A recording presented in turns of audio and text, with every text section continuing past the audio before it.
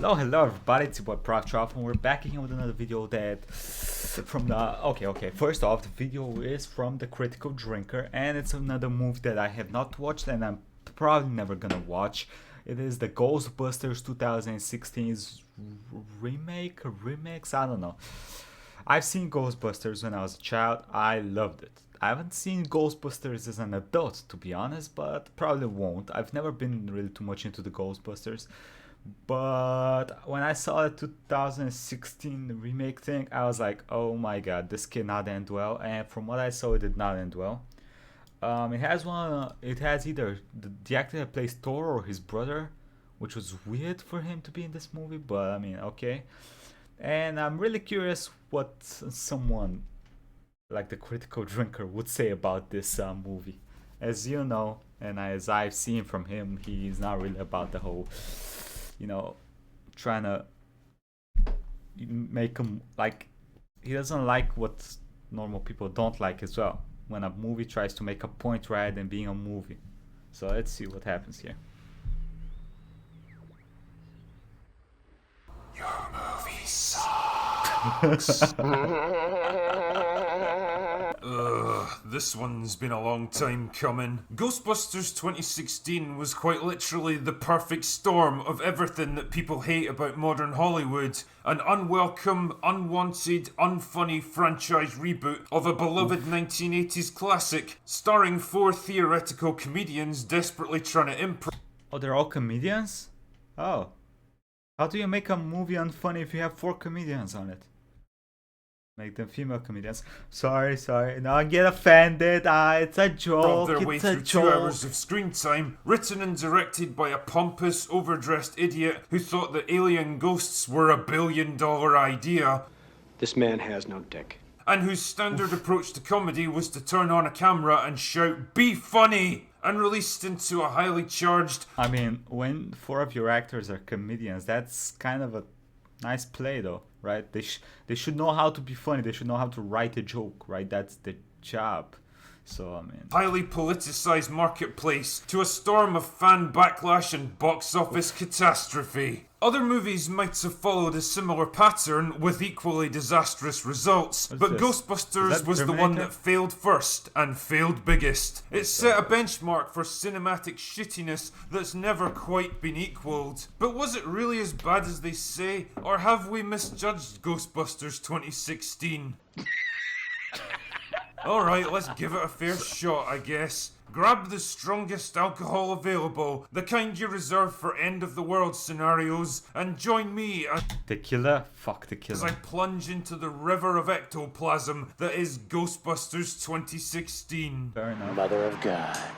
The movie kicks off with a spooky prologue showing a random character getting attacked by a ghost, just like the original. But whereas the 1984 version was short, serious and punchy, perfectly setting the tone for the rest of the film, this one is more than twice as long, and it feels tedious and overblown. It tries too hard to push unfunny jokes, Including a face bidet and an anti-Irish security fence. and it culminates in a violent and chaotic action scene that feels gratuitous and unnecessary. The problem here is that you can have goofy slapstick comedy, or you can have serious and dramatic horror, but you can't really do both at the same time. You kinda can.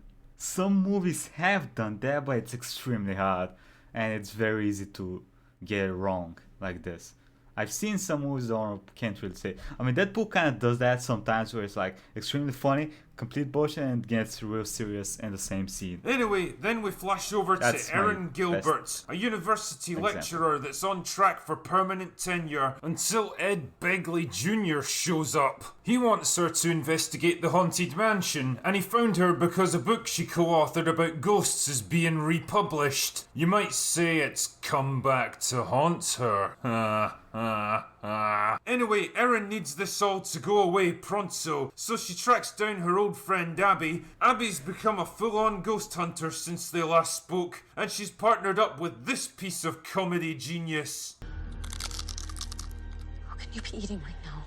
And try saying no to these salty parabolas. Oh, Holtzman, stop it. I only have so many ribs. Anyway, Erin wants Abby to remove her name from the book, but she's like, Nah, it'll be fine. She'll only do it if Erin agrees to go on a ghost hunt with her. I think this is the point where I'd consider turning... So the guy wants her to go on a ghost hunt. So she decides to get the book to remove her name so that the guy will stop making her go on a ghost run. And the person that wants to remove her name is willing to remove her name if she goes on a... Abby into a ghost myself, but whatever. The script needs the rest of the plot to happen, so Erin goes along with the Goofy gang to the haunted house from the prologue. That's when they run into their very first ghost, and this happens. Oh, what hilarity. See, it's funny because she's getting thrown up on. I love how the others are just standing there watching this happen like a pair of total bellends. You realise that this slime could be corrosive acid, or radioactive, or filled with flesh-eating bacteria, right? So Erin thinks this is all great and immediately starts babbling into the nearest camera about how ghosts are real. But then the footage mysteriously gets uploaded online and Charles Dance finds out about it like immediately and then fires her. Jesus, how popular is this fucking clip that an elderly lecturer could find out about it in a matter of hours? Shite. Never mind, we Shite. need to establish the same exact scenario as the original movie, because the writers don't have an ounce of fucking imagination in their heads. Then they hire a building and set up shop. They even hire a receptionist named Kevin for no other reason than because he's good looking. I guess in Paul Feig's mind, this is funny, because it's like a gender-swapped version of Janine from the original movie. Great stuff, except Janine was snarky and sarcastic and actually pretty efficient at her job, whereas Kevin acts like he has actual learning difficulties, struggles to perform even basic tasks, and wears glasses without any lenses in them because, humour, I guess? See, this is funny put the because glass he's on? really comically over-the-top stupid. I hope Chris Hemsworth got a really generous paycheck for his work here, because this put the movie glass for proves this video. that you can't put a price on your self-respect. So basically, we've got the same exact setup as the original got the movie, same car as except well. it takes about 15 minutes longer for the script to meander its way there. This is And where the we same meet the things. final member of the Ghostbuster imposters. Patty Tolan, a character that's, well, an acquired taste, like fucking bleach. Hell no, the devil is a liar! Get out of my friend, ghost! Anyway, Patty sees a the ghost in the subway, so she calls the Ghostbusters and they use their new proton pack to try to catch it. But it doesn't work because the proton beam sputters out like a weak piss. Wow, that was exciting. But then the ghost gets hit by a train and that somehow kills it. What the fuck? You realise this is a ghost, right? Like, it can move through solid objects and it's totally not constrained by the physical Maybe when it was beamed, it got a physical body?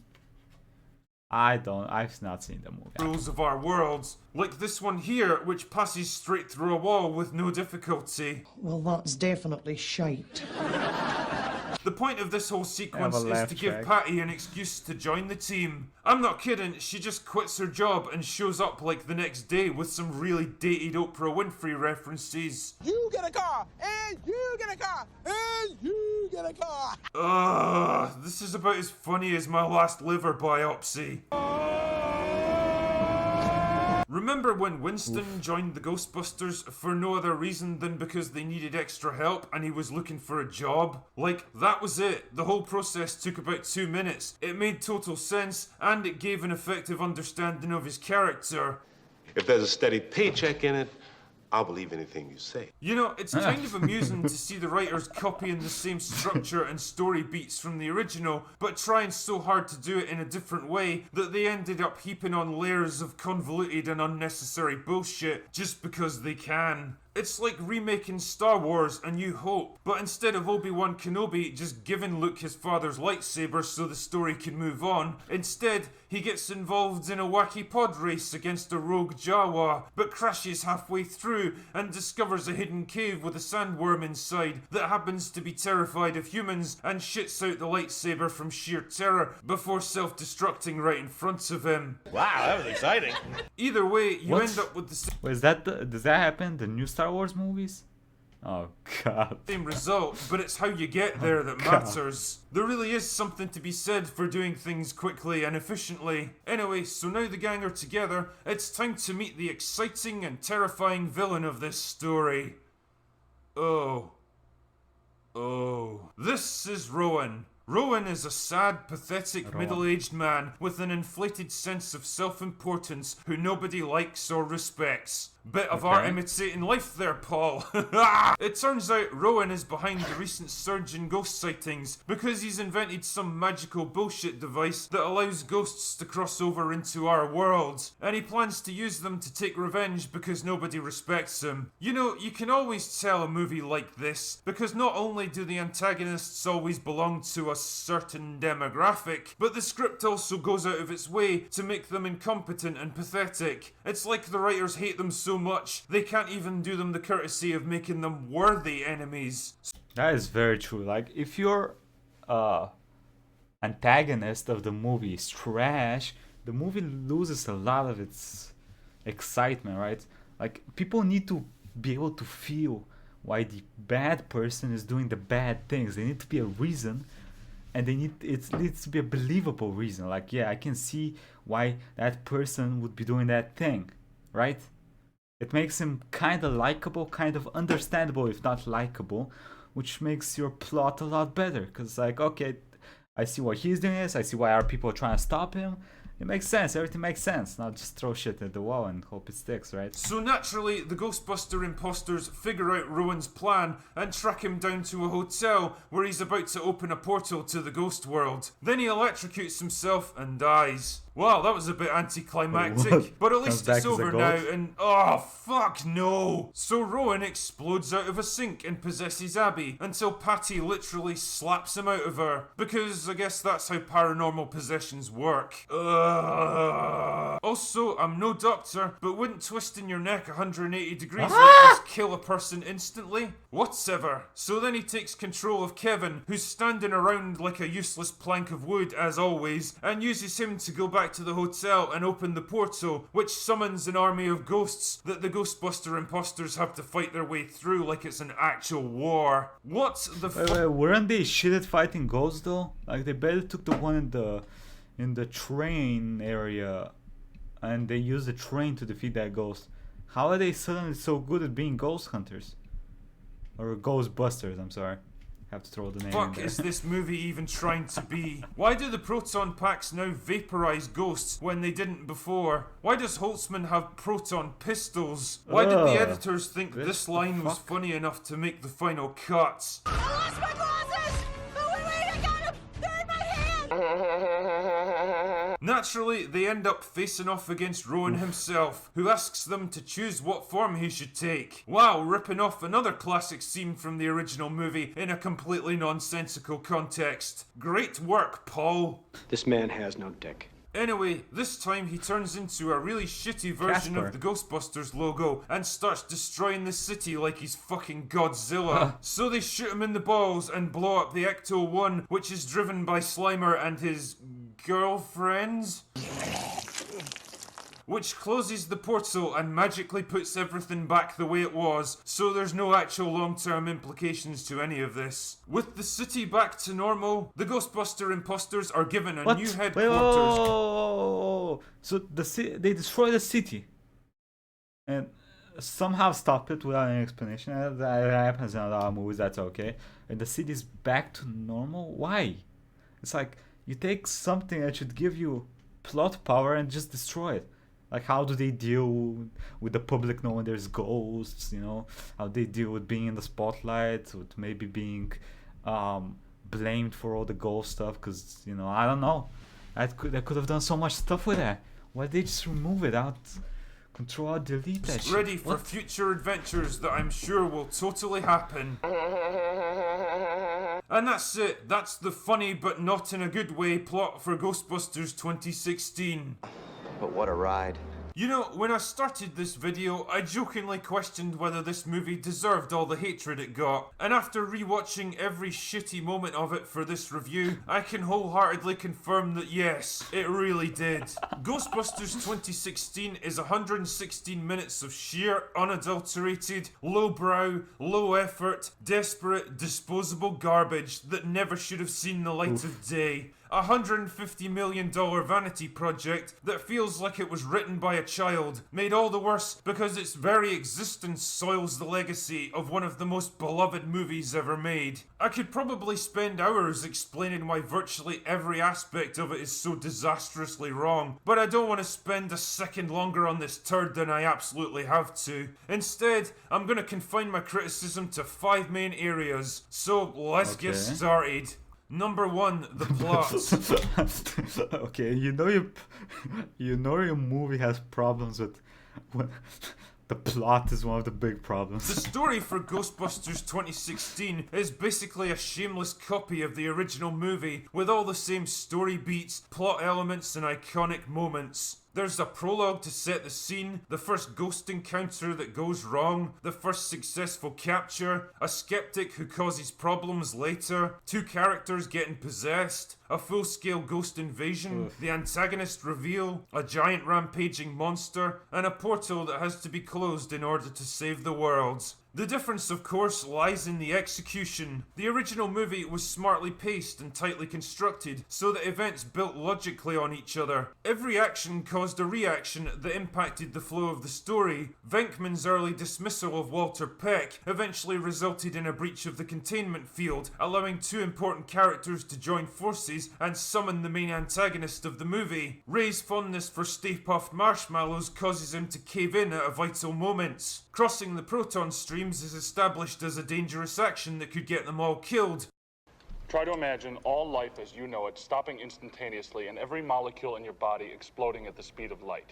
Ultimately, it becomes the means of their salvation. In the new version, events are forced together because the script needs them to happen, awkwardly shoehorning in familiar story beats and iconic moments to exploit the nostalgia, but stripping them of context because the writers are useless fucking hacks. Speaking of which, it's interesting that Paul Feig only signed on after he was given a creative blank check to do whatever he wanted with this movie. He could have written practically anything, had the story go off in a completely different direction, and explore the wildest concepts his imagination could conceive. And this is what he gave us.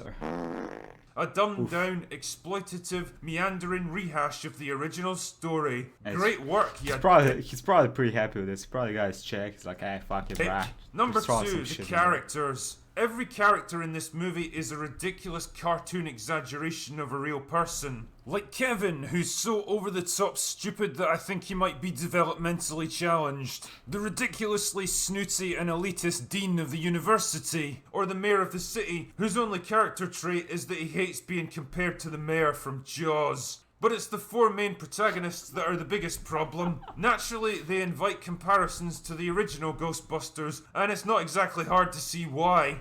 Holtzman is clearly meant to be this film's equivalent to Egon. She's an engineer that builds and maintains the team's technology. But whereas Egon was quiet, reserved and dry-humoured, acting as the straight man of the group, Holtzman is over the top and ludicrous. She's always pulling weird faces like she's suffering some kind of hemorrhage, eating stuff at inappropriate moments, licking things, making queef jokes.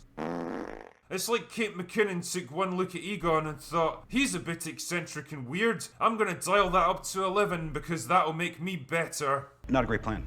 Patty is the natural counterpart to Winston because they're both working class outsiders who join the group later. Winston was the relatable everyman of the team. He wasn't a scientist or a paranormal expert, he was just a regular guy who needed a job. And his lack of expertise allowed him to be the voice of the audience, making sense of some of the spiritual technobabble that the other characters were spouting. That's a big Twinkie.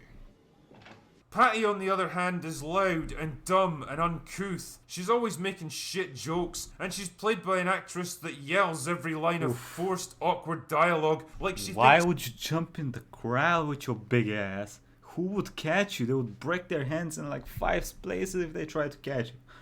What the hell, woman? Humor is somehow God damn. tied into volume. The power of Patty compels you! I don't have any particular opinions on Leslie Jones's comedy abilities because I haven't seen her in anything else outside this film, and I'm totally fine with that in retrospect. But either I don't remember much about the controversy. Was there a racist controversy around this movie? There probably was, right? way, About the haters being racist and that's why they hate the movie. even the best comedian was, would wasn't there? struggle to make a character like this work. Abby is more or less in line with Ray. She's idealistic and passionate, but she doesn't really have much common sense or business instincts. And holy shit, Melissa McCarthy doesn't do her any that P? favors. It's a lot heavier than I expected. Turning the machine on? Okay, this is a little underwhelming. Can we get more power? Ooh, boy, she's got an impressive purr. Hey, Patty, can I get some illumination on this subject? Just like Patty, she's loud and abrasive, and she stands there yelling every one of her lines like my granddad after I sold his hearing aid for drinking money. I've never been a big fan of McCarthy because generally I see her as a female Adam Sandler, only not as funny. And Ghostbusters has done absolutely nothing to change that opinion. Lastly, there's Erin, who I guess functions a bit like Venkman, only without Bill Murray's charm, charisma, likability, and dry sarcastic humour. But in terms of personality, she's kind of an amalgamation of all three main characters from the original. She starts out dismissive about the existence of ghosts, but when she loses her job, she sees potential in a new business venture, just like Venkman. Her goal here is to silence her critics and resurrect her career. In short, she's doing this for personal gain. But she's also quirky and So is this an actual good character? What the hell? socially awkward like What? Egon, and doesn't seem to know how to deal with people. And she's kind of naive and easy to manipulate, like when Abby guilts her into going on their first investigation, or a skeptic provokes her into releasing a captured ghost. She feels like a weird combination of different and often contradictory traits that don't really coalesce into a viable character. Oh. And it's not helped by Kristen Wiig, who acts like she's kind of embarrassed to be here. Wig's been in some pretty successful movies in her time, and I Maybe imagine she is. she's got a decent instinct for what works and what doesn't, so she knew this one was a fucking turd. The thing these characters all have in common is that they're over-the-top, one-dimensional caricatures. They behave like 10-year-olds trapped in the bodies of middle-aged women, and they have absolutely no chemistry So you mean middle-aged woman, right? together. The four original actors played well off each other with little quips, sarcastic remarks, and subtle facial expressions. But now these guys bark their lines at each other like it's some kind of competition to see who can be the most loud and overbearing. All of them trying and failing to be funny, They're Karens? which brings me neatly along to my next issue. Number 3, the humour. And I use that word pretty fucking loosely in this case, believe me. Never have I seen a movie try so hard to be funny and fail so spectacularly. It's all forced, cheap, dumb, obvious, desperate gags that feel like they came from the mind of a 5-year-old. This is funny because the lady is getting puked on. This is funny because fart jokes. It's Wait, they only actually made funny the when fart I do joke? it. I thought he This is edited funny that in. because the fat lady's getting thrown around. This is funny because they shoot a ghost in the balls. Not only is this the kind of shit you'd expect from preschoolers, but it usually gets carried on to the point where you actually start to feel bad for the actors. Like this scene where Patty shows up in her father's hearse, and the others question whether there's a dead body inside. Hope you checked to see there wasn't a body in the back. And the gag just keeps going, Think so? I don't really know.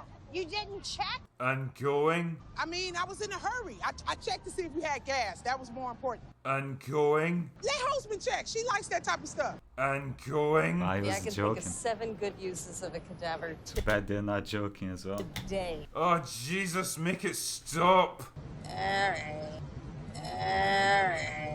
As the old saying so rightly goes, brevity is the soul of wit. That means the only thing worse than a bad joke is a long-winded bad joke. See, timing is really important in humour, and having a good instinct for when to pause and let a joke breathe for a moment, or move on quickly so you don't oversell it, is what separates well, Ghostbusters from Ghostbusters 2016. Imagine that same gag, except with about 90% of the pointless dialogue cut out. Hope you checked to see there wasn't a body in the back.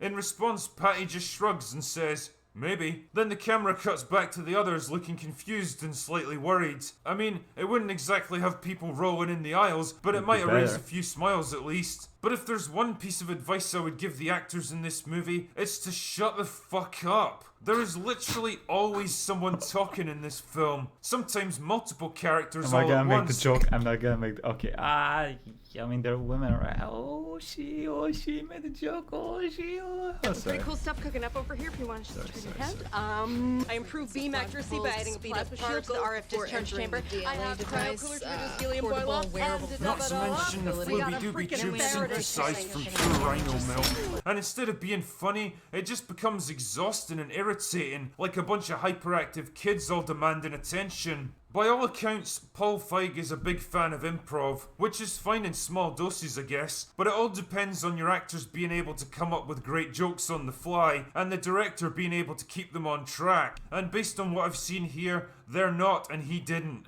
I think everyone involved knew this too, because there's a sense of tension and desperation to most of these scenes. It reminds me of a stand-up act that knows his set isn't landing, but he doesn't have a backup, so he's desperately trying to come up with new stuff as he goes.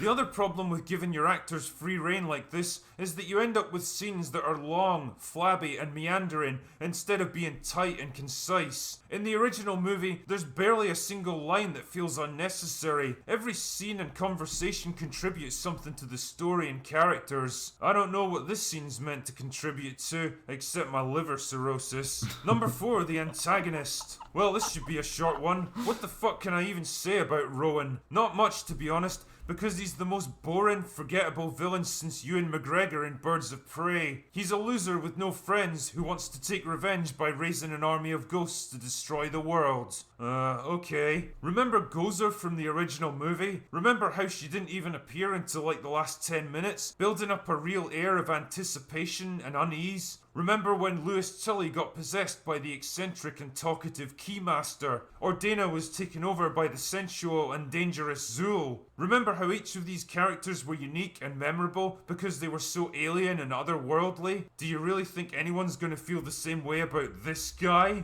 Number 5, the cameos. Cameos? This is probably the saddest part of the whole movie for me. Most of the original cast are here in pointless cameos that are completely out of context. Oh no.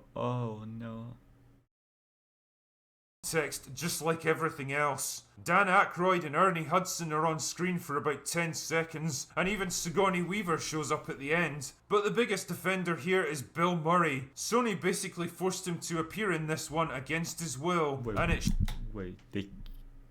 How? How can... what? Shows. It's just kind of sad to see these beloved actors relegated to humiliating cameos that they totally phone in. Why even have them in the movie if you won't let them do anything meaningful? Oh yeah, silly me. So what the hell can we make of this unholy fusion of desperately unfunny jokes, unlikable characters, unoriginal storytelling, shameless grabs at nostalgia, and incompetent direction? Well, for me, it betrays a total lack of understanding of what made its predecessor so good. The original Ghostbusters had plenty of funny moments, and guys like Murray and Aykroyd knew just when to inject a bit of levity, but for the most part it was played straight. It wasn't trying to be some wacky, off-the-wall comedy. It was a legit horror movie that took its supernatural elements seriously, but it used the occasional bit of sly, carefully judged humour to lighten the tone. It was well-paced and tightly structured, with barely a line or a scene that felt bloated or out of place. The characters were likeable, and the... Damn, maybe I should rewatch Ghostbusters. I don't remember much of the old movies. Actors played well off each other, complementing their performances instead of competing with each other. The ghosts were presented as a genuine threat that the audience should take seriously. It was filled with iconic imagery and memorable moments. And overall, it was a fun, smart, classic movie that's as entertaining today as it was 36 years ago. Ghostbusters 2016, on the other hand, is rushed, bloated, amateurish, self-indulgent, poorly conceived and horribly executed. A movie that tries so hard to emulate the success of the original without having any understanding of what it's copying. A movie that proves definitively that, well, they got it right the first time. Anyway, that's all I've got for today. Go away now. Damn. So, yeah, it was pretty fucking bad. Okay, here's another one, buddy. Has anyone seen this? Okay, anyone that watches this video, have y'all seen it? What's your opinion? Is it as bad? It looks fucking bad. It looks really bad. It looks atrocious. Is it that bad? Or I don't know. Okay, if it did not have the Ghostbusters logo on it, would it still be that bad of a movie? That's what I'm asking. Because it has high expectations. When you put a successful movie, a successful, something, and you take its logo to make something new, it needs to be good, or it's gonna be really bad if it's not good. Okay, so is it as bad without the Ghostbusters logo? That's my question to y'all. Anyway, quick thank you to the patrons: Pedro Martinez, Command Score Unit, Rob Berry, Prince Zeno, Swast, Derek Fields, Chicken 53, Senior Hilton, Lemon and Moonlight, My Dash, Ronic, Nada James Bizonit. Thank you all for the support. I'll catch you next time. We'll be streaming some RimWorld today, and hi, have a nice day, everybody.